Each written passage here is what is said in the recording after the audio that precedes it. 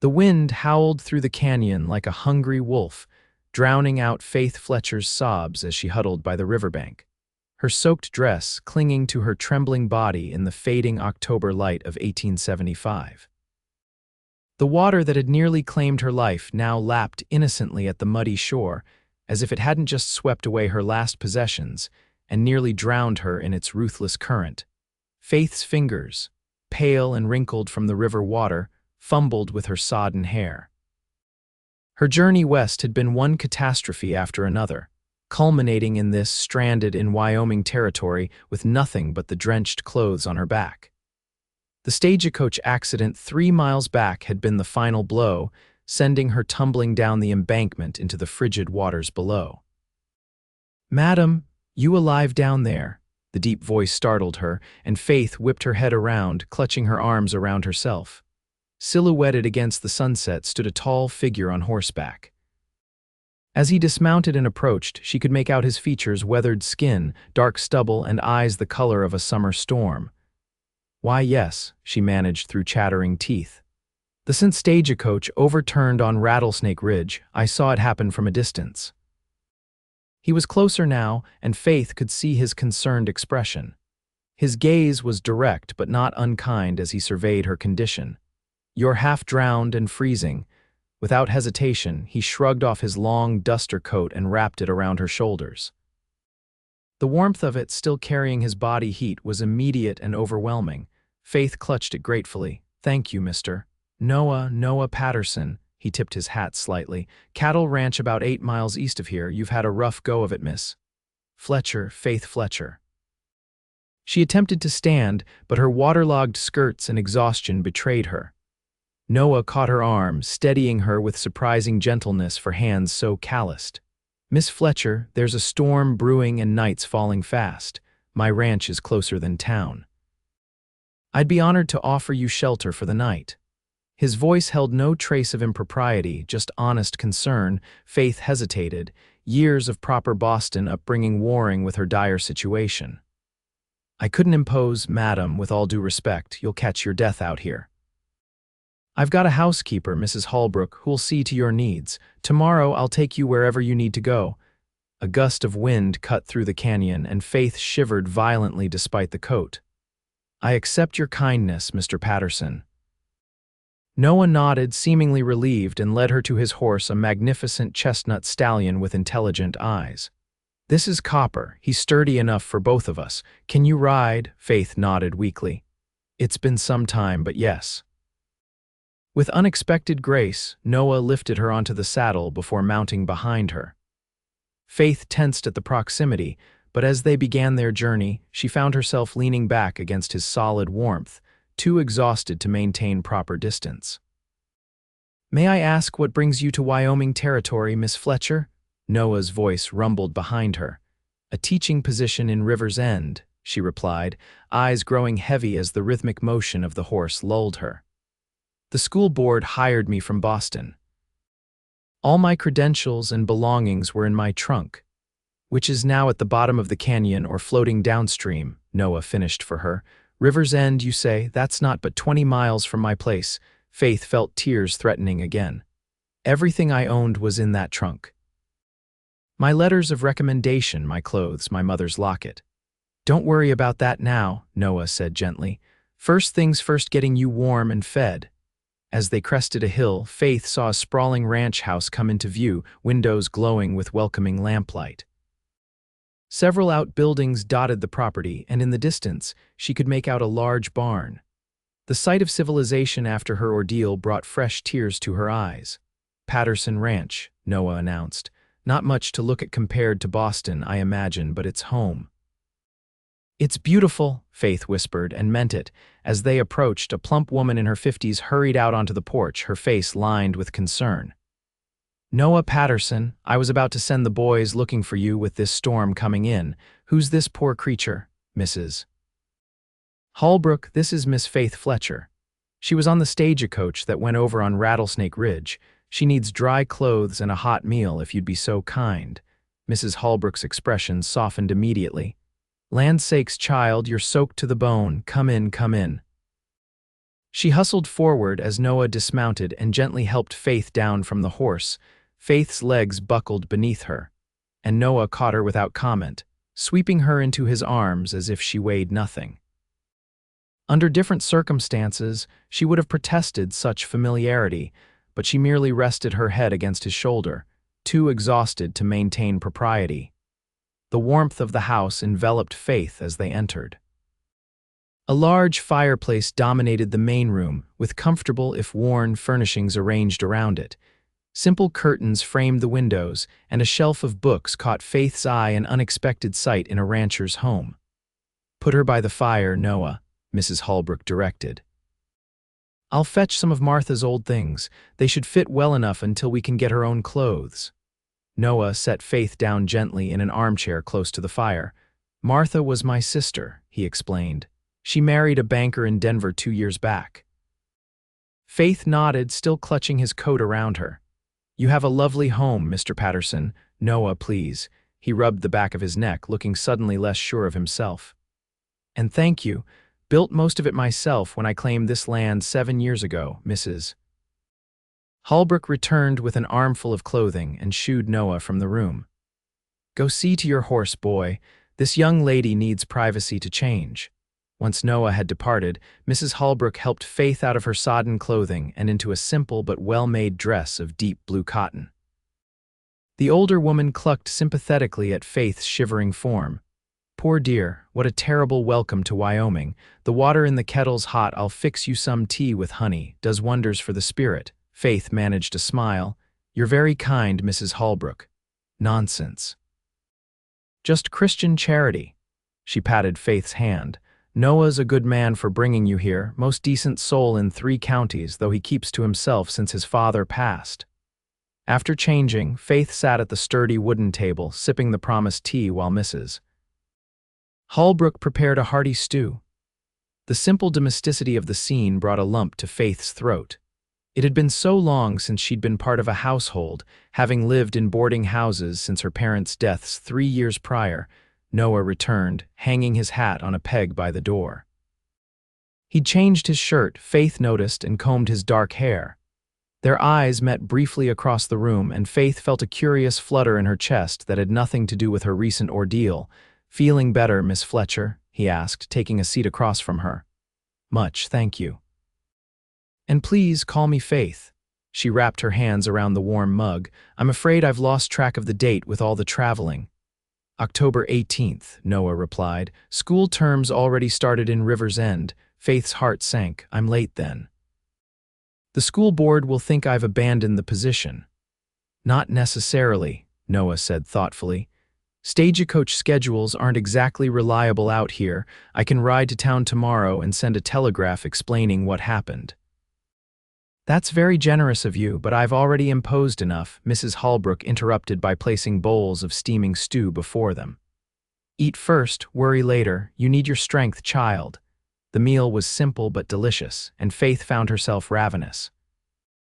As they ate, Noah asked about her life in Boston, and Faith found herself sharing more than she'd intended about teaching at a girls' school, about losing her parents to influenza, about her decision to seek a new life in the West. "That takes courage," Noah commented. "Most Eastern ladies wouldn't brave the territories alone." Faith smiled slightly. "I'm not sure it was courage so much as necessity. There wasn't much left for me in Boston, and the salary offered here was better than I could hope for back east." As the evening progressed, Faith observed Noah when he wasn't looking the way his hands, strong from years of ranch work, still handled his utensils with unexpected grace. How his eyes crinkled slightly at the corners when he smiled, the quiet authority he projected without effort. He was nothing like the polished Boston gentleman she'd known, yet there was a dignity to him that most of them had lacked. After dinner, Mrs. Holbrook showed Faith to a small but clean bedroom that had belonged to Noah's sister. "Rest as long as you need tomorrow," the housekeeper said kindly. "The Lord knows you've earned it after today's trials." Alone in the room, Faith sat on the edge of the bed, running her fingers over the simple patchwork quilt. Through the window, she could see the storm had arrived, rain lashing against the glass. The thought of being out in that weather made her shudder. What luck or providence that Noah Patterson had found her when he did. Faith slept deeply that night, despite the storm's fury, waking only when sunlight streamed through the curtains. For a moment she was disoriented, then memories of the previous day came rushing back. She dressed quickly in another of Martha's dresses, this one a warm brown that complemented her chestnut hair. She found Noah at the table, studying what appeared to be accounting ledgers. He stood when she entered, and Faith was struck again by his height and the breadth of his shoulders. "Good morning," he said. "I hope you slept well." "Better than I have in weeks," Faith admitted. "The journey west isn't conducive to restful nights." Noah smiled, and Faith noticed a dimple in his left cheek she hadn't seen before. Mrs. Holbrook left biscuits warming by the stove before she went to gather eggs. "Help yourself. Coffee's fresh, too." As Faith prepared a plate, Noah cleared his throat. "I've been thinking about your situation. I need to ride into River's End today anyway for supplies. You're welcome to accompany me and we can speak to the school board together." Faith paused, biscuit halfway to her mouth. "That would be most helpful, but I hate to disrupt your day further." "It's no disruption," Noah assured her. "And I reckon the board will be more understanding if they hear from a local they know." "You're very kind, Mr. Patterson." Noah, Faith corrected herself, feeling a blush rise to her cheeks. "Not really," he said, his eyes twinkling. "Just practical. Wyoming needs good teachers. Can't have you running back east because of one mishap." After breakfast, Noah prepared a wagon for the journey. Mrs. Holbrook packed a lunch basket and wrapped Faith in a shawl that had belonged to Noah's mother. "The day's clear, but there's still a bite in the air," she cautioned. As they set off toward River's End, Faith found herself relaxing in Noah's company. He pointed out landmarks and shared stories of the area's history, both natural and human. His knowledge impressed her, as did his evident love for the land. "How did a man like you end up ranching in Wyoming?" Faith asked as they crossed a wooden bridge spanning a narrow gorge. Noah glanced at her, one eyebrow raised. "A man like me?" Faith blushed. "I only meant you seem well educated. Your home has more books than most libraries I've seen out west." Noah's expression softened. "My father believed in education. He was a teacher himself before the gold fever brought him west in '49. When that didn't pan out, he turned to ranching, but he never lost his love of learning." He paused, eyes on the horizon. "He taught me that working with your hands doesn't mean neglecting your mind." "A wise man," Faith said softly. "He was." Noah's voice held a note of sadness. "He'd have liked you, always said Wyoming needed more civilizing influences." The road to River's End took them through breathtaking scenery, vast open plains giving way to pine-covered hills, with distant mountains forming a jagged blue line against the sky. Faith drank it all in, seeing the wild beauty that had drawn pioneers westward. As they approached the town, Faith felt anxiety building in her chest. What if the school board had already hired someone else? Where would she go then, with no money and no possessions? River's End proved to be larger than Faith had expected, a proper town with several streets of businesses, a church steeple visible above the rooftops, and even a small hotel. People nodded to Noah as they passed, curious eyes taking in Faith beside him. "The school's just past the church," Noah explained, guiding the wagon down the main street. "And the board chairman, Mr. Daniels, owns the general store there on the corner. We'll stop there first." Mr. Daniels proved to be a jovial man with spectacles perched on a bulbous nose. His face registered surprise when Noah explained Faith's situation. "Miss Fletcher, we'd given up hope of your arrival. The term started 2 weeks ago, and when you didn't appear..." He adjusted his spectacles. "We've been making do with Mrs. White substituting, but she's expecting her 4th child and can't continue much longer." Faith stepped forward. "I apologize for my tardiness, Mr. Daniels. The journey took longer than expected, and then the accident. No need to explain further." Mr. Daniels waved a hand. "These things happen out here. The important thing is you've arrived safely thanks to Mr. Patterson's timely intervention." "Then the position is still available?" Faith asked hopefully. "Indeed it is, and we're relieved to have you.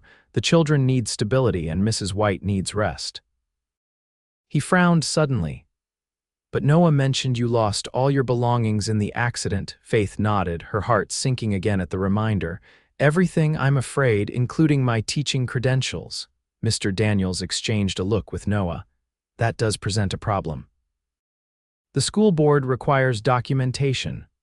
"I can vouch for Miss Fletcher," Noah said firmly, "and I'm sure the school in Boston can send replacement documents."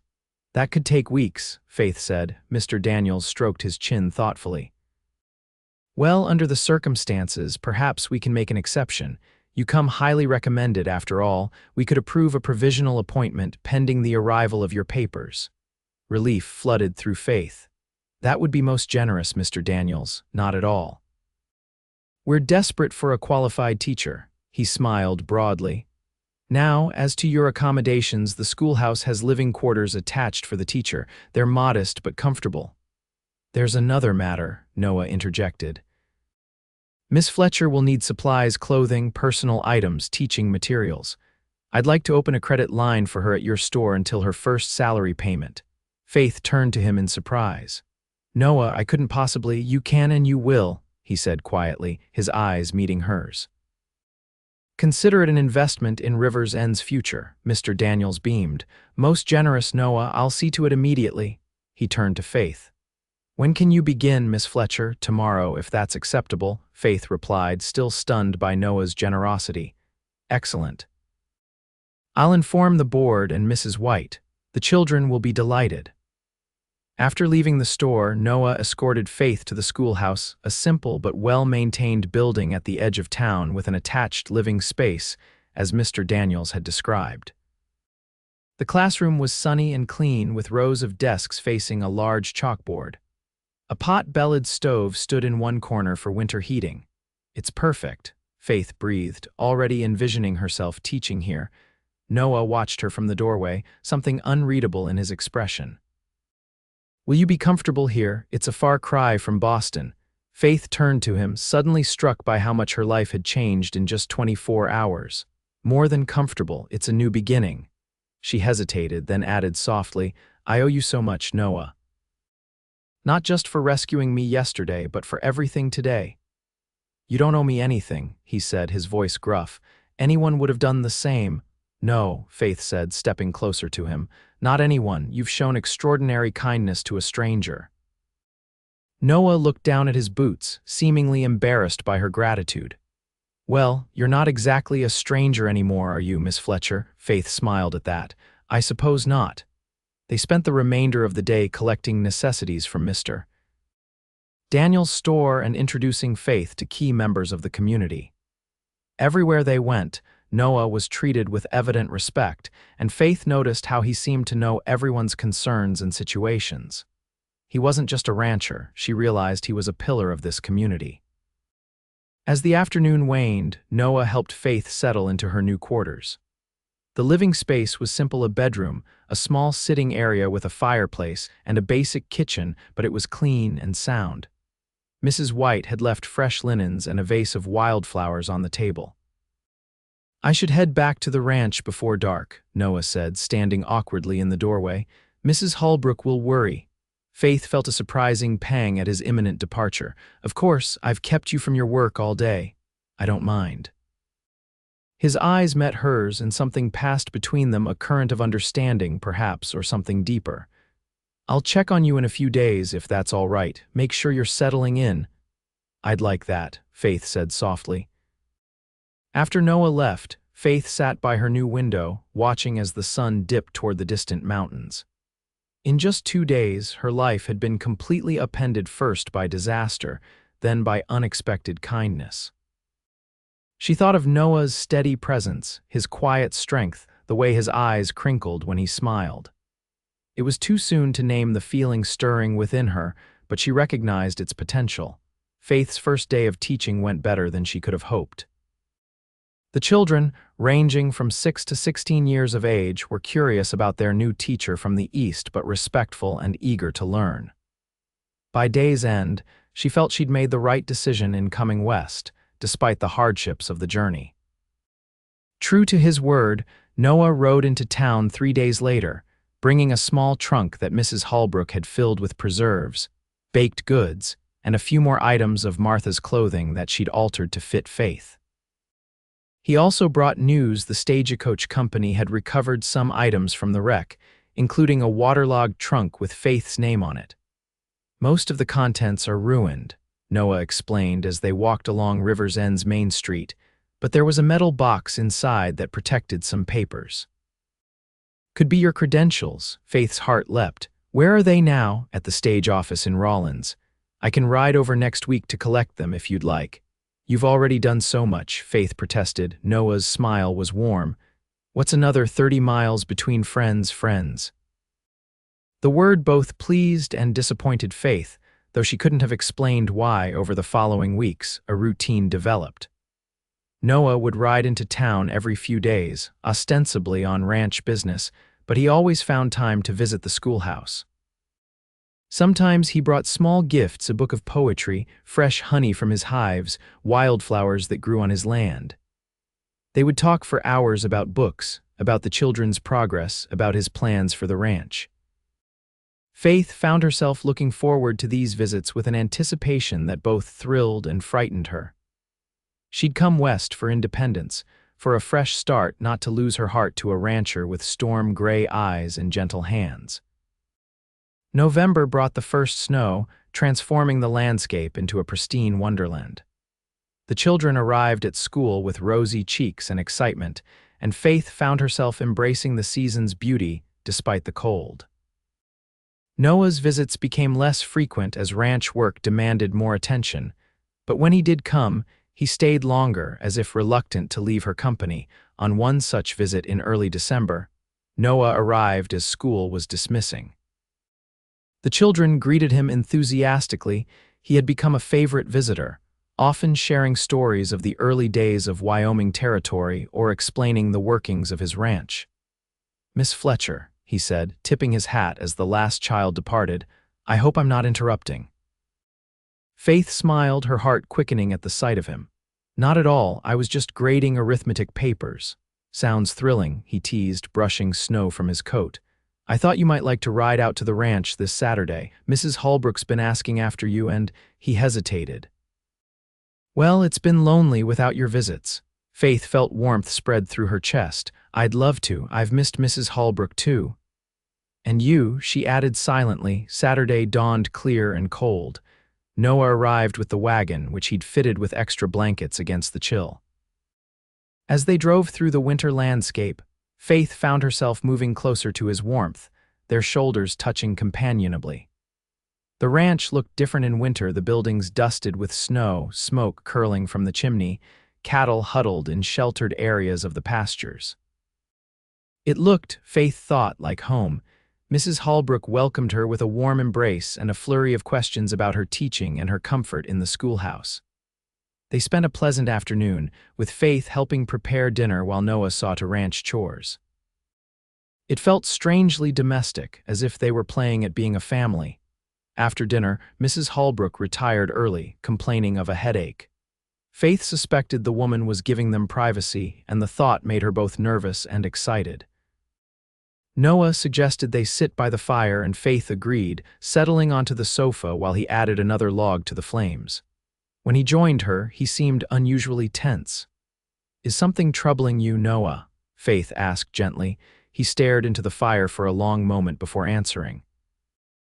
"I've been thinking a lot lately, about the future, about," he glanced at her, then away, "about what matters most."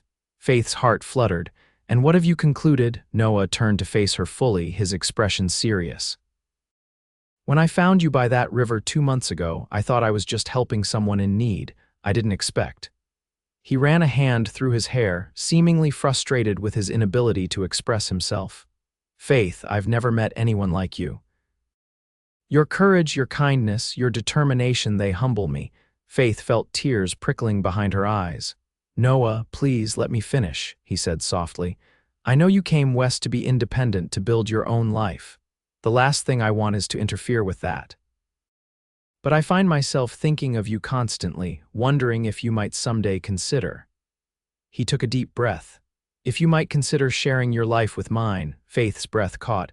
Are you proposing to me, Noah Patterson? His smile was both nervous and hopeful. I reckon I am, though I'm making a poor job of it. He reached for her hand. I'm not a wealthy man, Faith, but the ranch is prosperous enough. You could keep teaching if you wanted. I'd never ask you to give that up. I just want the chance to build something with you if you'll have me. Faith looked down at their joined hands, his large and work roughened, her smaller but equally strong in their own way. When she'd come west, marriage had been the furthest thing from her mind. Yet now, with this man who had literally given her his coat when she was shivering by the river, who had opened his home and his heart to her, she couldn't imagine any other future. The night you found me, she said softly, I thought I'd lost everything. My possessions, my opportunity, my hope. I was certain it was the worst day of my life. She met his gaze steadily.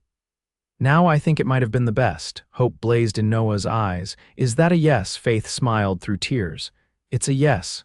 The kiss they shared was tender and sweet, full of promise and certainty.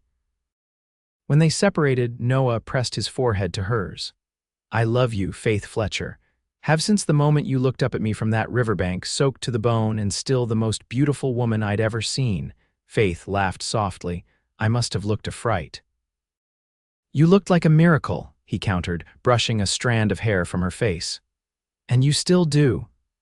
Their wedding took place the following spring, when wildflowers carpeted the ranch's meadows and the world seemed full of new beginnings. The entire town of River's End attended, along with ranchers from miles around.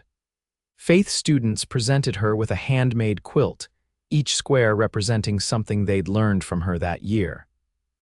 The school board agreed that Faith could continue teaching, at least until she and Noah started a family. Noah had built in addition to the ranch house a library with floor-to-ceiling shelves and windows that faced the mountains. For your books, he'd explained. And for our children's books someday. On their wedding night, as they stood on the porch of their home watching the stars emerge, Noah wrapped his coat around Faith's shoulders, just as he had on that October evening by the river. Cold? He asked, his arms encircling her. Faith leaned back against his chest, feeling his heart beat strong and steady. Not anymore. By the autumn of 1878, Faith had given birth to their first child, a daughter they named Hope, who had her father's gray eyes and her mother's determined spirit. Faith took a year away from teaching, but returned when Hope was old enough, bringing her daughter to school with her each day. Noah expanded the ranch, adding sheep to his cattle operation after Faith suggested it might diversify their income. The library he'd built continued to grow, with books ordered from as far away as New York and San Francisco. In the evenings, they would read together by the fire, taking turns with favorites or discovering new worlds between pages. Their second child, a son named James after Faith's father, arrived in the spring of 1880. Noah built a cradle with his own hands, carving wildflowers along its sides to remind them of their wedding day. Life wasn't always easy. There were harsh winters that threatened the livestock, summer droughts that worried the crops, the normal trials of raising children in a still wild territory. But through it all, Faith and Noah faced each challenge together, their partnership strengthening with each passing season. On the 5th anniversary of their meeting, Noah surprised Faith by taking her back to the riverbank where he'd found her. The place looked different in the golden autumn sunlight, peaceful rather than threatening, beautiful rather than treacherous. Do you ever regret it? Noah asked as they stood hand in hand by the water's edge. Coming west, losing everything you brought with you, marrying a rough rancher instead of some cultured Eastern gentleman. Faith squeezed his hand, looking up at the man who had become her husband, her partner, her best friend. I didn't lose everything that day, Noah. I found something infinitely more valuable. She reached up to touch his face. I found you. I found home. Noah's smile was as warm as the day they'd met, and I found the other half of my heart shivering by a river. As they rode back to the ranch, to their children and their future, Faith reflected on the strange twists of fate that had brought her to this life. If the stagecoach hadn't overturned, if she hadn't been thrown into that river, if Noah hadn't happened to be riding by at that exact moment. But he had been there, with his coat and his name and his steadfast heart. And in giving her those things, he had helped her build a life more fulfilling than any she could have imagined that cold October day when everything seemed lost. It wasn't the life she'd planned when she left Boston, it was infinitely better. A life built on love that had begun with a simple act of kindness beside a wild Wyoming river.